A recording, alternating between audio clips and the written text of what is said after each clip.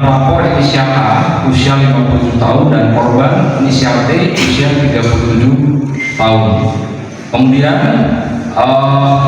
tersangka yang berhasil kita amankan adalah 8 orang, yaitu inisial GM alias Jia 33 tahun, YS alias Endok 26 tahun, Ina usia 21 tahun, yang keempat AR usia 22 tahun, yang kelima NPP usia 25 tahun, keenam NR 24 tahun, yang ketujuh K alias Ajo usia 49 tahun, dan terakhir TS usia 25 tahun.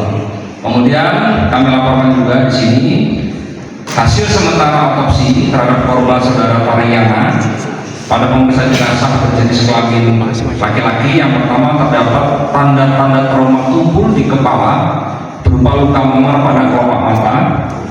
Kemudian yang kedua, luka lecet pada pelipis kanan, hidung, pipi, dan dagu.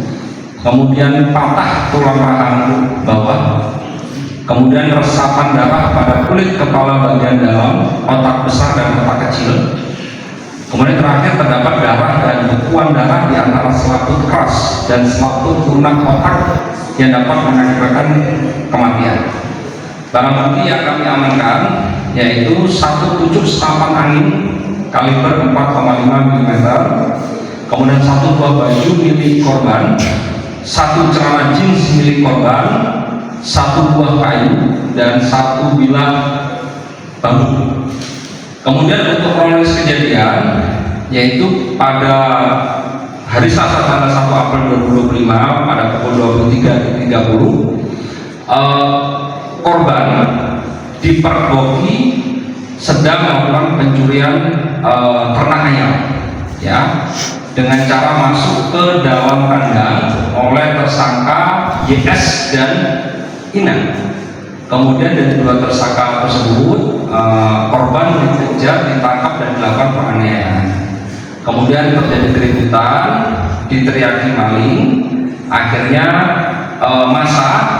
masa berdatangan dan melakukan juga masyarakat sekitar melakukan penganiayaan.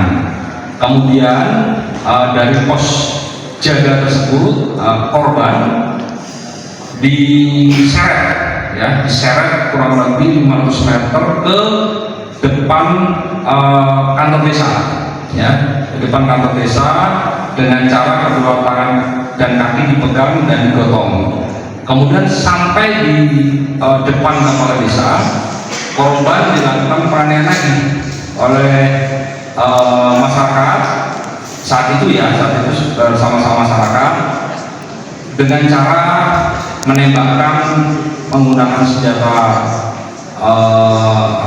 senapan angin, kemudian ditelanjangi, kemudian dilakukan penganiayaan secara terus-menerus dan sampai meninggal dunia di TKP. Oleh karena itu, kami mendapatkan laporan terkait dengan tindak pidana pengeroyokan tersebut. Satreskrim mendatangi TKP pada saat itu juga, dan masih ditemukan korban tergeletak di depan kantor kepala desa. Nah, di sana itu kami melakukan serangkaian penyelidikan, kemudian kami menemukan saksi-saksi dan alat bukti yang juga pelaku penganiayaan. Kemudian kami berhasil mengamankan 8 orang tersebut, 8 orang yang juga melakukan penganiayaan. Kemudian kami bawa ke Polres, kemudian kita melakukan pemeriksaan, kemudian kita mencocokkan dengan hasil visum dan otopsi, termasuk keterangan saksi dan olah TKP. Maka Polres Subang menetapkan 8 orang tersebut adalah tersangka daripada kasus penganiayaan tersebut.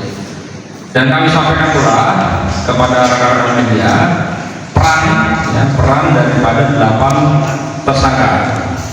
Yang pertama, GM alias Jia itu melakukan pengeroyokan kepada korban dengan cara menembak korban menggunakan senapan angin sebanyak 3 kali yang mengenai lutut korban sebelah kiri dan memukul perut sebanyak 2 kali. Kemudian YS alias Endok yaitu memukul korban menggunakan bambu sebanyak 2 kali dan mengenai punggung korban. Yang ketiga, INA itu memukul menggunakan balok kayu yang mengenai bambu dan mengenai tangan kiri sebanyak 1 kali.